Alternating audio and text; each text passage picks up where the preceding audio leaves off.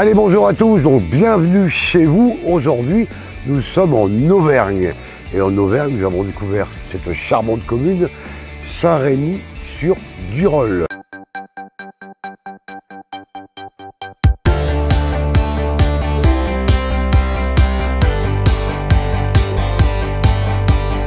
Cette commune, anciennement nommée Saint-Rémy-sur-Thiers, est connue pour être la capitale mondiale de la mèche du tire-bouchon. Située au cœur de la région Auvergne-Rhône-Alpes et à quelques encablures de la Seine des Puys et de la station thermale de Vichy, Saint-Rémy-sur-Durolle se situe dans le parc naturel régional du Livadroit-Forez. À quelques minutes de Thiers et ses fabricants, c'est la capitale de la mèche du tire-bouchon. Allez, je continue ma promenade donc sur Saint-Rémy-sur-Durolle et là on va rencontrer la municipalité avec Frédéric Saunier, donc monsieur le maire, nouvellement élu, et on va tout savoir sur Saint-Rémy-sur-Durolle. Cette commune, anciennement nommée Saint-Rémy-sur-Thiers, est connue pour être la capitale mondiale de la mèche du tire-bouchon. À Saint-Rémy, il y a 1750 habitants environ. Donc on a pris donc, les rênes de la commune depuis le mois de mars 2020. On a des projets qui sont axés sur, je dirais, sur trois faits principaux. Le premier, c'est le... Alors, c'est pas parce que c'est à la mode, mais c'est vraiment important pour nous, c'est le développement durable. On veut travailler sur le photovoltaïque. On a 3 projets de photovoltaïque. La construction d'hangars photovoltaïques, la construction d'ombrières et également la construction de petites centrales sur les différents bâtiments communaux. Donc ça c'est très important. Alors on va pas être autonome en électricité, mais c'est quelque chose qu'on veut vraiment développer. Ensuite on veut travailler sur le bourg.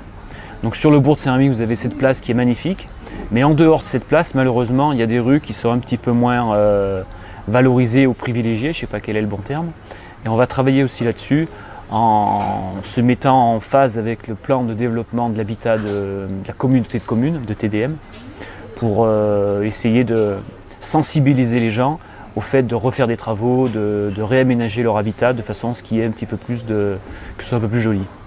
Nous sommes en plein été, vous avez un magnifique plan d'eau. Donc... Ce plan d'eau qui nous occupe beaucoup, puisque comme vous avez pu le voir, le site est très important, très grand. Donc pour la commune, c'est vraiment un effort important que de le tenir dans l'état où il est. Ensuite, il y a deux... Je pense qu'il y a là aussi il y a 2 axes. Il y a d'abord le plan d'eau en lui-même, sa sécurité. On a une digue qui a environ 50 ans, puisque c'est l'âge du plan d'eau. Donc on a travaillé énormément dessus, on l'a mise en conformité avec l'Adréal, pour la sécurité qu'il n'y ait pas de risque d'effondrement. Donc ça c'était important, on a refait les drainages, on a refait pas mal de choses. Deuxième point, toujours sur le plan d'eau lui-même, le lac, on a construit un moine pour se mettre là aussi en conformité, qui a coûté 30 000 € pour que le ruisseau qui est en aval ne soit pas réchauffé par les eaux de surface du plan d'eau. Donc c'est un système technique qui permet d'envoyer des eaux froides. Est-ce qu'il y a des projets autour de ce lac à venir? Il y a d'abord la liaison avec le bourg, parce que souvent on nous dit que malheureusement les gens pour venir à pied du plan d'eau, il y a des trottoirs qui ne sont pas trop adaptés, des choses comme ça. Donc on a voulu favoriser le déplacement doux, c'est-à-dire qu'on va faire un trottoir sur toute la longueur entre le bourg et la cime du plan d'eau, avec un trottoir qui fasse 1,40 m, 1,50 m de large. Voilà. Ensuite, autour du plan d'eau, on a un projet qui est très important, c'est la réfection des tennis. Alors, d'abord, il y a eu un diagnostic qui a été fait sur la structure, qui est en mauvais état, c'est un bâtiment qui a plus de 40 ans. Donc on a réfléchi comment on pourrait faire en sorte de refaire cette charpente à moindre coût. Donc on s'est rapproché d'une société, d'une SIC, qui propose de poser des panneaux photovoltaïques sur le bâtiment. Le fait d'avoir cette centrale photovoltaïque nous permet de désamianter le bâtiment, puisqu'aujourd'hui il est amianté, avec une subvention du conseil régional de 80%. Donc voilà, on a essayé d'articuler ce projet de façon à ce que ça nous coûte le moins cher possible. Donc on met du photovoltaïque, on fait de l'isolation, et on va avoir un tennis quasiment neuf, alors qu'aujourd'hui la structure est en mauvais état. Voilà. Donc toujours au plan d'eau, on est en pourparlers avec une société qui s'appelle AGV pour la création de 2 maisons destinées à recevoir des personnes âgées. C'est pas une EHPAD. Entre les campings Paradis et le lac, enfin le plan d'eau, la proposition que vient de vous donner Monsieur le maire sur AGV serait implantée justement près de ce bois-là, dans une partie qui est entre Camping Paradis, entre le Camping Paradis et le lac. Donc ça sera aussi utilisé pour eux. Il y aurait une balade dans les bois, il y aurait voilà, des petits parcours pour eux. Donc là, c'est déjà prévu. Le concept, c'est une pièce commune qui est assez importante. Et tout autour, il y a 8 studios qui sont disposés, avec à l'étage une personne qui est à demeure pour s'occuper des résidents, plus 2 autres personnes qui viennent la journée pour aider les résidents. Donc on a 2 maisons qui sont prévues à Saint-Rémy de ce type-là. Donc gros intérêt, d'abord la création de 6 emplois pérennes. Donc ça pour nous c'est intéressant parce que voilà, pour fidéliser les gens à Saint-Rémy, je crois que si on n'a pas d'emploi, ça sera compliqué. Et la deuxième chose, c'est qu'on va pouvoir loger des personnes valides mais âgées autour du plan d'eau. Ce plan d'eau qui est non seulement une base de loisirs, mais qui devient une base de vie. Il y a des gens qui viennent exprès pour faire de la marche autour du plan d'eau, puisqu'on a un circuit piétonné tout autour du plan d'eau, on a un spa qui est à côté, on a la maison des kinés qui est à côté. Donc voilà, ça devient vraiment une base de vie. Je parlais du circuit piétonnier, donc on va aussi travailler dessus. Le long de la digue, on a pour projet de faire un ponton de 2,50 m de large sur les 200 mètres de la digue pour favoriser justement le déplacement à pied. Et on va travailler autour du plan d'eau aussi pour que ce déplacement se fasse en PMR, c'est-à-dire en fauteuil roulant, en poussette, afin que ce soit facilité. Donc on a un camping qui appartient à la mairie et on l'a mis en délégation de service public à l'entreprise Camping Paradis, enfin la franchise Camping Paradis. Voilà. Et donc ça c'est tout récent puisqu'on a fait l'inauguration il y a 8 jours. La capacité entre le village vacances, la capacité couverte, c'est-à-dire mobil-home, chalet, est de 900 personnes. Donc c'est assez important. Vous avez cette place qui est magnifique, mais en dehors de cette place, malheureusement, il y a des rues qui sont un petit peu moins valorisées ou privilégiées, je ne sais pas quel est le bon terme. Et on va travailler aussi là-dessus en se mettant en phase avec le plan de développement de l'habitat de la communauté de communes, de TDM, pour essayer de sensibiliser les gens au fait de refaire des travaux, de réaménager leur habitat de façon à ce qu'il y ait un petit peu plus que ce soit un peu plus joli. Allez, je continue donc ma visite à Saint-Rémy-sur-du-Rhône. On va rencontrer la confrérie de la mèche du tire-bouchon. Mais qu'est-ce que c'est que la mèche du tire-bouchon? Mais pourquoi il y a une mèche de tire-bouchon adossée à un couteau? On va rencontrer Monsieur Maillet et Mademoiselle Maillet. Monsieur Maillet, Mademoiselle Maillet, bonjour. Comment allez-vous? On peut très bien. Non, parce qu'on n'a pas le droit, donc. Effectivement. Donc on va respecter les mesures sanitaires. Bien sûr. Alors, on va parler un petit peu de cette mèche de tire-bouchon. Donc, comment c'est venu l'histoire? Pourquoi on a un couteau et pourquoi de l'autre côté on a une mèche de tire-bouchon? Alors, au départ, le tire-bouchon, ce qu'il faut savoir, c'est que c'était un ustensile à part. Les gens, dans le monde rural, avaient un couteau dans la poche pour casser la croûte. Et ils avaient parallèlement un tire-bouchon qui était monté sur un manche fixe pour déboucher les bouteilles. Et par le biais de la coutellerie tiernoise qui est à 8 km d'ici, ces gens-là ont eu l'idée, les gens du milieu de la coutellerie ont eu l'idée de monter une mèche de tire-bouchon sur un couteau. Dans les années 1920, Saint-Rémy-sur-du-Rhône était donc la capitale de la mèche de tire-bouchon parce que c'était une mèche qui avait été inventée ici puisqu'elle était tortillée autour d'une hélice. Avec leur grand maître Didier Maillet, cette association, c'est la raison d'être de la confrérie Les Compagnons du Tire-Bouchon de Saint-Rémy-sur-du-Rhône. Pourquoi la confrérie est née? C'est pour défendre, si vous voulez, ce savoir-faire. Il faut savoir que les Suisses ont un cahier des charges draconien et bien qu'il se fasse dans le monde des mèches ailleurs, en Italie, en Espagne, je ne parle pas de la Chine ou du Pakistan, mais à Saint-Rémy-sur-du-Rhône, il y a une qualité, il y a un savoir-faire qui fait que les Suisses nous achètent nos mèches de tire-bouchon. Il y a 20 ans, 5 entreprises étaient actives. Ils ne sont plus que 2 aujourd'hui pour maintenir la production des mèches. La spécificité des mèches fabriquées à Saint-Rémy-sur-du-Rhône est que toutes sont tortillées en queue de cochon pour équiper les couteaux de poche, la gueule ou autres couteaux suisses. Et maintenant, c'est fabriqué où? Toujours à Saint-Rémy? Alors, il existe toujours une fabrique de tire-bouchons. Les petites usines ont fermé par le biais des changements de propriétaires. Et aujourd'hui, il existe une usine qui est un petit peu plus importante, qui emploie autour de 20 personnes et qui fabrique encore entre... Alors, vous allez être étonné, mais entre 45 000 et 50 000 mèches par jour. Et il y a beaucoup de production, autour de 70-80%, qui part en Suisse sur une grosse boîte qui fabrique les fameux couteaux suisses. Les fameux Victorino. Connaissez-vous la confrérie des compagnons du tire-bouchon? C'est à Saint-Rémy-sur-Durol. Attaché à la défense et à la promotion du patrimoine local industriel, Saint-Rémy-sur-Durol revendique en effet le titre de capitale de la mèche du tire-bouchon. À l'initiative de M. Jean-François Arène, qui n'est plus de ce monde aujourd'hui, mais qui était basque d'origine et qui était compagnon de ma sœur secrétaire et qui est tombé amoureux du pays et par le biais de la fréquentation de ses amis dans le milieu du tire-bouchon a eu l'idée de dire mais pourquoi on ne créerait pas une confrérie, réunir des copains qui défendront et le patrimoine culturel de Saint-Rémy et surtout ce patrimoine industriel qui n'a lieu nulle part ailleurs. La confrérie a été créée pour valoriser ce savoir-faire ancestral et parallèlement l'industrie et le tourisme de Saint-Rémy-sur-Durol.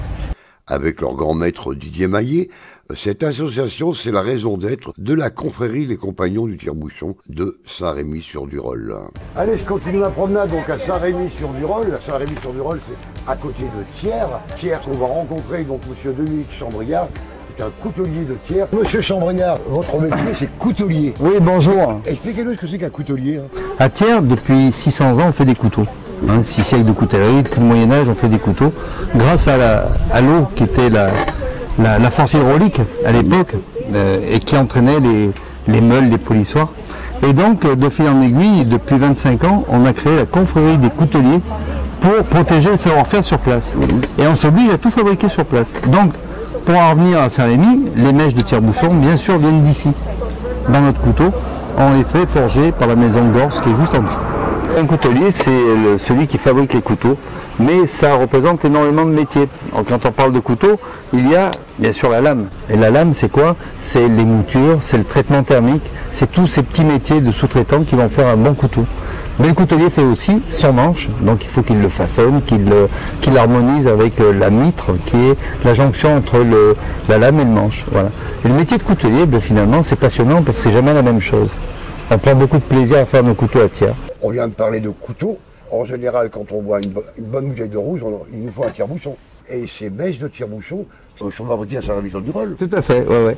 On a ce savoir-faire qui est incroyable à Saint-Rémy. C'est la capitale mondiale de la mèche de tire-bouchon. Un tire-bouchon, mine de rien, ça demande un travail énorme. On part d'un carré qui est forgé et qui est tiré en rond.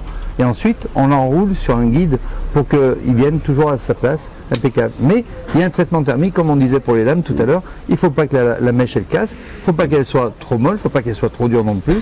Voilà, il faut qu'elle résiste. Donc il y a un traitement thermique comme un ressort sur un tire-bouchon.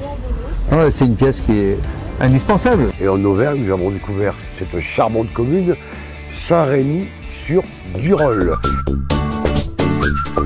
Allez, bonjour à tous, donc nous sommes à Saint-Rémy-sur-Durol, en Auvergne. On a aussi notre camping Paradis, donc un concept original tiré de la série. Donc on va vous faire découvrir et c'est maintenant.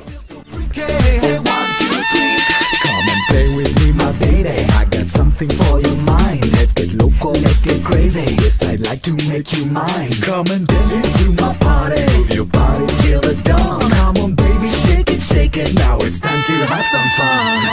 À Saint-Rémy-sur-Durol, un camping d'exception, vous serez transporté dans votre univers télévisuel et vivre l'expérience des vacances camping Paradis. Camping Paradis, j'ai pas Laurent Mournac, mais j'ai M. Perret, le directeur, donc on va se promener en voiturette, c'est comme dans le feuilleton, c'est parti.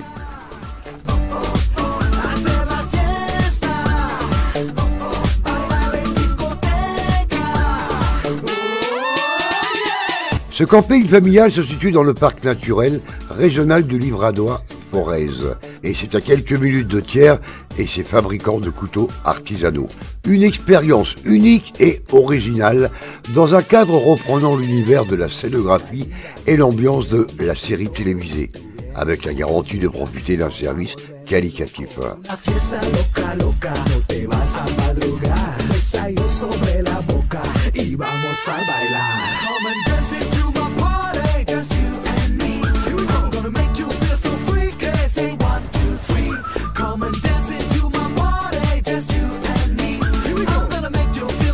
Les campings Paradis se situent dans de belles régions touristiques françaises. Vous avez la garantie de vivre avec la charte de la série télévisée c'est un camping pour les amateurs de nature et de grands espaces. Le camping Paradis, c'est un large choix d'hébergements familiaux qui vous seront proposés. Si, c'est très drôle. C'est un quartier des anciens.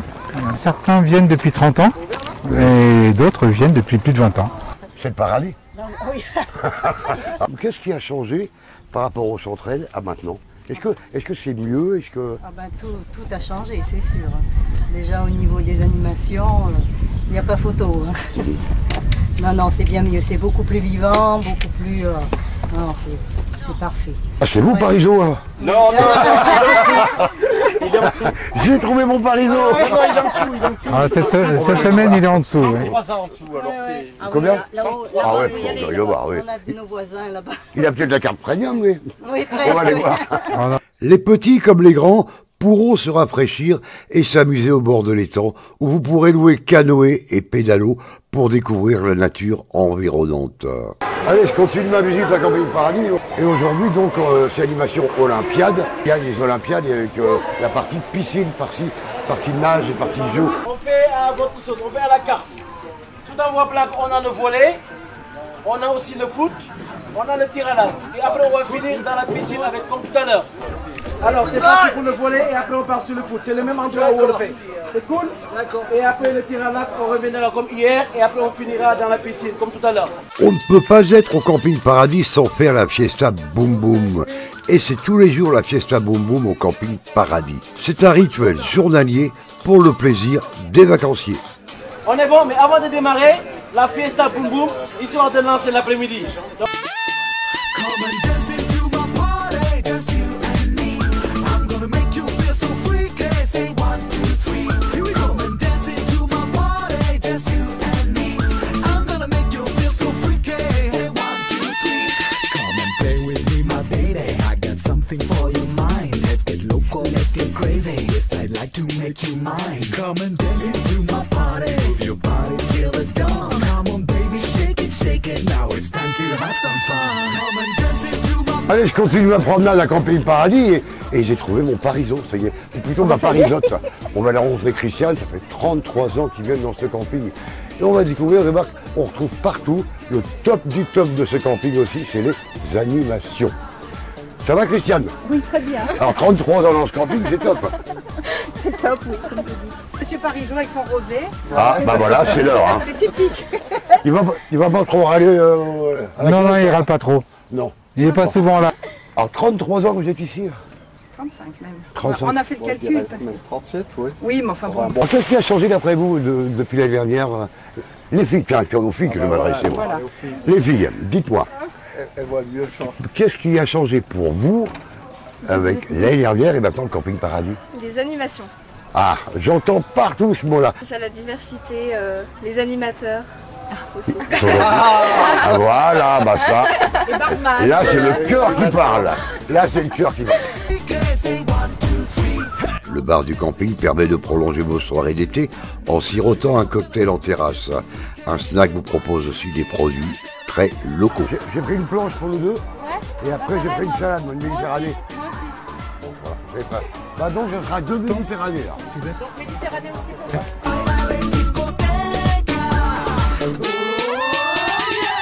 Allez, je continue ma promenade, donc nous sommes à Saint-Rémy-sur-Durol, et on va se retrouver dans le fief, on va dire entre guillemets, de la coutellerie et de la mèche du tire-bouchon. On va rencontrer Guy, le patron du Bistral, et vous allez voir, je pense qu'il y a des petites choses secrètes à nous annoncer. Allez, on va le rencontrer tout de suite. Ça va Guy? Ça va très bien, ça va. Bon, alors, là nous sommes au Bistral, donc le Bistral c'est situé en plein centre de Saint-Rémy-sur-Durol. Oui. C'est quoi, c'est un bar-restaurant? C'est un bar uniquement où on fait les petits déjeuners aussi le matin. Mais en dehors de ça, non, c'est uniquement bar pur. Donc quand on arrive, c'est ouvert du matin au soir. Donc du matin au soir. On a une belle terrasse. Et c'est principalement un bar de femmes. Ah bon? J'ai beaucoup de femmes les matins, oui. Ah, bah voilà, je cherchais où aller, ça tombe bien. Voilà, d'ailleurs, à l'intérieur, il y a le coin, c'est marqué le coin des pipelettes. J'ai le petit panneau. C'est pour ça que j'ai des femmes. Voilà. Vous avez compris, à Saint-Rémy-sur-Durol, c'est ici qu'il faut venir, messieurs les célibataires. Alors, tout à l'heure, vous m'avez parlé d'une histoire mystérieuse. On retourne la voir? Oui. La pierre mystérieuse. La pierre mystérieuse. On va la voir d'ici. Oui. C'est une pierre de quartz, mais c'est la position qu'elle a de particulier, c'est qu'elle a été mise sur des cales, sur 3 cales. C'est quand même une pierre qui doit faire, je ne sais pas combien de tonnes, moi. Hein. Alors, elle a été mise avec des moyens qu'on ne connaît pas, parce qu'à cette époque-là... Ça daterait que... On date de quoi? Du Paléolithique, du Moyen-Âge? Un petit peu avant le Moyen-Âge, je pense quand même. Je pense que ça doit être... je sais pas, même il y a 1000 ans, peut-être à peu près. Alors cette pierre, elle est là-bas, c'est ça, hein? Alors elle est là-haut, oui. Et alors il y a plusieurs hypothèses. On ne sait pas si c'était pour un point de repère, comme le soleil, le vent tape dedans, ça éclaire. Est-ce que c'était pour se repérer quelque chose? Enfin, je ne peux pas vous dire. Il y a sûrement des spécialistes là qui pourraient... C'est une pierre de quartz, c'est que... De quartz. Alors avec le mica, quand le soleil se lève, ça reflète dedans. On ne voit pas tellement le reste des rochers, on voit surtout cette pierre. Elle brille, mais enfin, il ne faut pas... On va dire que c'est l'étoile de Saint-Rémy. Voilà, elle ne veut pas nous aveugler, mais enfin, il y a un petit... Quand même, on la voit bien. Alors on la voit bien d'ici, enfin, il faut déjà la voir, parce qu'avec les arbres qui sont derrière, maintenant on la voit moins qu'avant. Enfin, ça... Donc c'est un peu le côté mystérieux de Saint-Rémy-sur-Durolle. Si on veut, oui. Voilà. C'est pas les origines. Le mystère. Hein. Voilà, le mystère. Voilà. Oui. Quand on ne connaît pas l'origine, on dit que c'est un mystère. Voilà. Je ne peux pas vous donner l'explication exacte, parce que j'ai vu ça sur quelques documents, mais je ne sais pas le fin fond de l'histoire. D'accord. Voilà. Allez, la visite de Saint-Rémy-sur-Durolle est terminée, donc on vous donne rendez-vous pour d'autres aventures, et surtout, portez-vous bien.